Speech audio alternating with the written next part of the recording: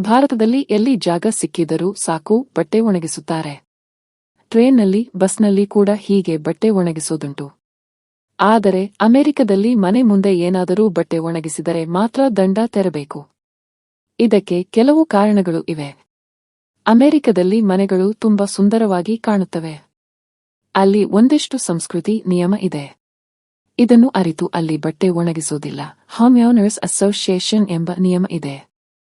ಅಮೆರಿಕದ ವಸತಿ ಏರಿಯಾದಲ್ಲಿ ಹೋಮ್ ಓನರ್ಸ್ ಅಸೋಸಿಯೇಷನ್ ಎಂಬ ಸಮಿತಿ ಇರುತ್ತದೆ. ಇದು ಅಲ್ಲಿ ಶಿಸ್ತು, ಸೌಂದರ್ಯ ಕಾಪಾಡುತ್ತದೆ. ಹೊರಗಡೆ ಬಟ್ಟೆ ಒಣಗಿಸಿದರೆ ಮನೆ ಚೆನ್ನಾಗಿ ಕಾಣೋದಿಲ್ಲ, ಅಲ್ಲಿನ ಭೂಮಿ ಮೌಲ್ಯ ಕೂಡ ಕಡಿಮೆಯಾಗುತ್ತದೆ ಎಂದು ಹೇಳಲಾಗುತ್ತದೆ. ಹೀಗಾಗಿ ಬಟ್ಟೆ ಒಣಗಿಸೋಕೆ ಬಿಡೋದಿಲ್ಲ. ಅಮೆರಿಕದಲ್ಲಿರುವ ಮನೆಗಳಲ್ಲಿ ವಾಷಿಂಗ್ ಮೆಷಿನ್ ಜೊತೆಗೆ ಡ್ರೈಯರ್ ಇರುತ್ತದೆ. ಡ್ರೈಯರ್ ಅಂದರೆ ಬಟ್ಟೆ ಒಣಗಿಸುವ ಯಂತ್ರ. ಬಟ್ಟೆ ತೊಳೆದ ಕೂಡಲೇ ಡ್ರೈಯರ್ಗೆ ಹಾಕಿದರೆ ಕೆಲವೇ ನಿಮಿಷಗಳಲ್ಲಿ ಆ ಬಟ್ಟೆ ಸಂಪೂರ್ಣವಾಗಿ ಒಣಗುತ್ತದೆ. ಇದರಿಂದ ಸಮಯ ಉಳಿಯುತ್ತದೆ. ಆಮೇಲೆ ಹಗ್ಗದ ಮೇಲೆ ಹಾಕುವ ಅವಶ್ಯಕತೆ ಕೂಡ ಇರೋದಿಲ್ಲ. ಅಮೆರಿಕದಲ್ಲಿದ್ದವರು ತಮ್ಮ ವೈಯಕ್ತಿಕ ವಿಷಯಗಳಿಗೆ ಹೆಚ್ಚು ಗಮನ ಕೊಡ್ತಾರೆ.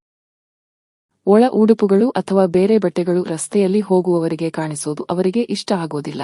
ಬಡವರು ಮಾತ್ರ ಡ್ರೈಯರ್ ಇಲ್ಲದೆ ಮನೆ ಮುಂದೆ ಬಟ್ಟೆ ಒಣಗಿಸುತ್ತಾರೆ ಎಂಬ ಕಲ್ಪನೆ ಅಲ್ಲಿತ್ತು. ಹೊರಗಡೆ ಬಟ್ಟೆ ಒಣಗಿಸಿದಾಗ ಅಲ್ಲಿನ ಧೂಳು, ಪರಾಗರೇಣುಗಳು ಬಟ್ಟೆಗೆ ಅಂಟಿಕೊಳ್ಳುತ್ತವೆ.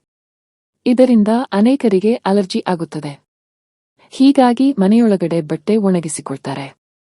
ಡ್ರೈಯರ್ ಬಳಸುವುದರಿಂದ ವಿದ್ಯುತ್ ವ್ಯತ್ಯಯ ಆಗುತ್ತದೆ, ಪರಿಸರ ಮಾಲಿನ್ಯವಾಗುತ್ತದೆ ಎಂದು ಕೆಲವರು ರೈಟ್ ಟು ಡ್ರೈ, ಬಟ್ಟೆ ಒಣಗಿಸುವ ಹಕ್ಕು ಎಂಬ ಚಳುವಳಿ ಆರಂಭಿಸಿದ್ದಾರೆ. ಹೀಗಾಗಿ ಕೆಲವು ಕಡೆ ಬಟ್ಟೆ ಒಣಗಿಸಲು ಅವಕಾಶ ಕೊಡಲಾಗ್ತಿದೆ.